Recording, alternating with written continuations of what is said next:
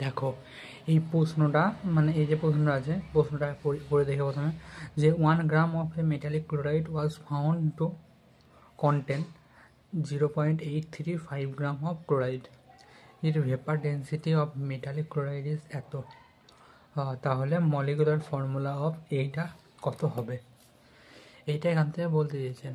এবার কথাটা হলো যে এই যে কোয়েশ্চেনটা, এই কোয়েশ্চেনটা খুব সহজও না আবার খুব যে কঠিন সেরকমও না। কোয়েশ্চেনটা মিডিয়াম টাইপের, কিন্তু হ্যাঁ কোয়েশ্চেনটা একটু লেন্দি টাইপের কোয়েশ্চেনটা। আর দ্বিতীয়ত হলো এই কোয়েশ্চেনটা তোমার রেডক্সের কোয়েশ্চেন নয়, এটা হলো মূল কনসেপ্টের কোয়েশ্চেন। একটু কিছু পার্ট রেডক্সের একটু আছে যেটা মূল কনসেপ্টে পড়ানো হয় ওইটা, আর এটা সাধারণত মূল কনসেপ্টের কোয়েশ্চেন। এটা আমি এখানে মানে বলছি কিভাবে করতে হবে। কিছু দু একটা জিনিস জানতে হবে এখান থেকে। আমি একটা জিনিস বলি তোমাকে, একটা সাইডে একটা জিনিস দেখাচ্ছি তোমাকে, তুমি ভালো করে দেখো। তোমার কাছে সোডিয়াম আছে Na+ আর Cl-, সেখান থেকে তৈরি হয় কি NaCl, এটা জানো তো, এটা জানো। এবার একটা জিনিস দেখাচ্ছি, তুমি যদি Al2O3 এটা এটা ইয়ে করেছে তো, এটা সম্পর্কে জানো। এবার দেখো এটা যদি Al2O3 এটাকে যদি ভাঙো তাহলে Al3- ভাঙা হয় আর O2- ভাঙা হয়, এই জিনিসটা জানো তো। তাহলে এবার দেখো এখানটায় যে এইখানে যে তিনটা আছে, তিনটা কোথায় যাচ্ছে, এইখানে চলে যাচ্ছে, তিনটা এই ওর কাছে চলে আসছে। আর এই যে দুইটা আছে, দুইটা দেখো এর কাছে চলে যাচ্ছে। এইটা হলো তোমার মানে এইরকমভাবে করা হয়। যদি কোনো একটা সংখ্যা দিলে আমি ধরলাম যেমন Ca2+, Ca2+ আর Cl-, এটাকে যদি মিলিয়ে করা হয় তাহলে এই যে 2+টা এটা নিচেতে চলে যায়, আর Cl-এর যে এই 1টা এটা মাইনাস মানে একটা আছে 1- এখানে আছে, তাহলে এইটা এখানে চলে যায়, তাহলে এইটার ফর্মুলাটা হয় CaCl2, এইভাবে ফর্মুলাটা হয়।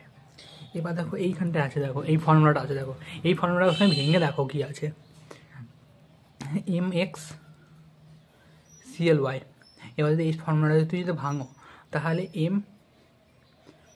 My++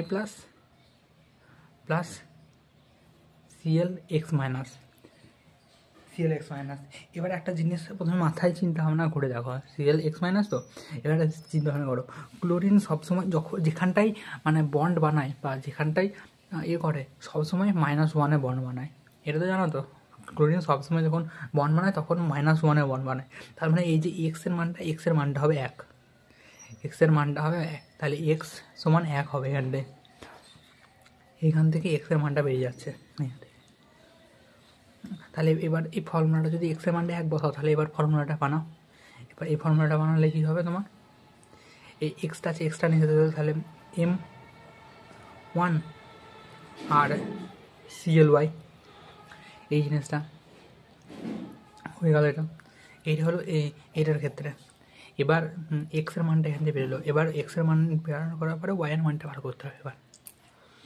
এবার দেখো এই যে ফর্মুলাটা আছে এটা একটা, এটা পরে কাজে লাগবে, এটা থাক এখানটা, এখন পরে দেখা যাবে। এটা MxCl_y, এই ফর্মুলাটা দেখো এখানে কত বলা হয়েছে, 1 গ্রাম। 1 গ্রামের মানে এই যেটা এটা আছে 1 গ্রাম, তাহলে এটা টোটালটা হলো 1 গ্রামের, যার মধ্যে ক্লোরিন আছে এত গ্রাম, এইটা আছে 0.835 গ্রাম, তাহলে এটা হবে 0.165 গ্রাম, এটা হবে। তাহলে তুমি এবার বার করতে পারো যে 0.835 গ্রাম ক্লোরিনের মধ্যে আছে এত গ্রাম ক্লোরিন, এই এত গ্রাম এই মেটালটা, এত গ্রাম। 1 গ্রামের ক্ষেত্রে কত হবে, 0.165 ইন্টু 0.835 গ্রাম এমটা। তাহলে ক্লোরিনের 1 মোলের ক্ষেত্রে 1 মোলে কতগুলো আছে সেটা বার করতে হয়। 1 মোলের ক্ষেত্রে বার করবো, 1 মোল মানে 35.5 গ্রাম Cl এর মধ্যে আছে 0.165 ইন্টু 0.835 ইন্টু 35.5 গ্রাম এম। এবার এটা সাধারণ একটা বলছি, এখানে দেখো 16 আছে আর এখানে 80 থেকে একটু বড় আছে, তার মানে তুমি যদি 16কে যদি 5 দিয়ে কাটো তাহলে 80-80-র কাছাকাছি যাবে। তাহলে যদি তুমি মোটামুটি 5-এর কাছাকাছিতে কাটা হবে, এটা 5-এর কাছাকাছি। এটা 35.5 আছে, তাহলে 7-7-এর কাছাকাছি 7, তাহলে 7, এটা 7 কাটাকুটি করে 7 আসছে। এটা হলো মানে অ্যাপ্রক্সিমেট অ্যান্সারের মতন করে বার করা যাবে এটা, কারণ সবসময় তো মানে আসলটা বের করা সম্ভব না, অনেক সময় হয়, তার জন্য এটা অ্যাপ্রক্সিমেট। এইটা হলো ইকুইভ্যালেন্ট ওয়েট। এবার দেখো ইকুইভ্যালেন্ট ওয়েট, হ্যাঁ এইটা হলো ইকুইভ্যালেন্ট ওয়েট। এবার লেখো এখানটায় equivalent weight of M is equal to, formula আছে একটা, equivalent weight M is equal to, কী ফর্মুলাটা বলো, molar mass into N factor. এটা জানো না? এটা জানো, এটা তোমার রেডক্সে করা হবে, আবার মোল কনসেপ্টে কিছুটা করিয়েছে এইটা জিনিসটা। এবার দেখো এটা হলো ইকুইভ্যালেন্ট ওয়েট। এখানে ইকুইভ্যালেন্ট ওয়েট বলা আছে, দেখো কত, এখানে কত ইকুইভ্যালেন্ট ওয়েট বলা আছে, 7 গ্রাম। এই দেখো 7 গ্রাম, তাহলে এটা 7 গ্রাম ইকুইভ্যালেন্ট ওয়েট। আর মোলার মাসটা জানি না, মোলার মাসটা বার করতে হবে। মোলার মাসটা এখানে এম ধরলাম, এটা এম ড্যাশ ধরে নিলাম, কারণ হবে তখন এম ড্যাশ মোলার মাসটা। এন ফ্যাক্টর কীভাবে বার করে? এন ফ্যাক্টর এর ক্ষেত্রে চার্জ আছে, দেখবে চার্জের ক্ষেত্রে চার্জ দিয়ে বার করা যায়। এন ফ্যাক্টর বার করার 4-5টা নিয়ম আছে, তার মধ্যে একটা নিয়ম চার্জ থেকে, মানে চার্জ বা যোজ্যতা, এই যোজ্যতা থেকে বেরিয়ে যাবে এখানে চার্জটা, ওয়াই। তাহলে ওয়াইটা এখানটায়, তাহলে এম ড্যাশের মান হলো 7y, এইটা চলে আসছে, এইটা হলো এম ড্যাশের মান।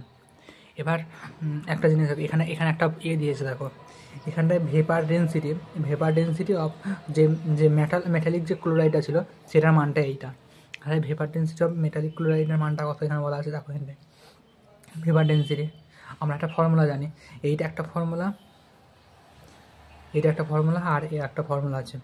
ভেপার ডেন্সিটি সমান, আমাদের ফর্মুলাটা হলো ভেপার ডেন্সিটি সমান মোলার ওয়েট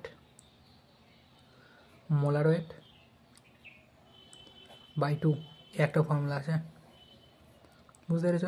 এবার ভেপার ডেন্সিটিটা মানটা বসিয়ে এখানটা ভেপার ডেন্সিটি কত সেখানটায়, ভেপার ডেন্সিটি 85.5 সমান মোলার মাসই করা থাকুক তোমার বড় হাতের M of M Y CL M X CL Y, এরকম করে থাকে এটা। আর এখানটা 2 আছে, তাহলে 2 যদি এখানে যায় তাহলে এইটার মানটা আসবে 171 গ্রাম। এইটার মানটা 171 গ্রাম, এটা লিখলাম না, এটা অনেকটা বড় বলে লিখলাম না, 171 গ্রাম আসলো। এবার একটা জিনিস দেখো, যে মোলার ক্লোরাইডটা আছে, মানে এই যে অংশটা আছে, এই অংশটার মানটা হলো 171 গ্রাম। এবার একটা মানে তোমার একটা ফর্মুলা থেকে আসে, দেখো 171 গ্রাম, 171 গ্রাম মানে 171 গ্রামের মধ্যে কিছু অংশ এইটা আছে, কিছু অংশ এইটা আছে। এবার এখান থেকে দেখবে বুঝতে পারবে, কিছু অংশ এইটা আছে, কিছু অংশ এইখানে আছে। এবার দেখো এমের যে মানে আসল ওয়েটটা, এমের আসল ওয়েট এখানে বার করা হয়েছে 7y, তাহলে এমের আসল ওয়েট 7y।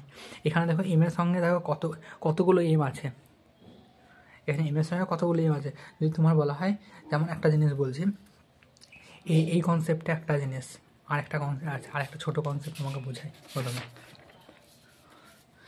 CO2 তার মানে কার্বন ডাইঅক্সাইড, একটা কার্বন, 2টো অক্সিজেন আছে। তারপর যেমন বললাম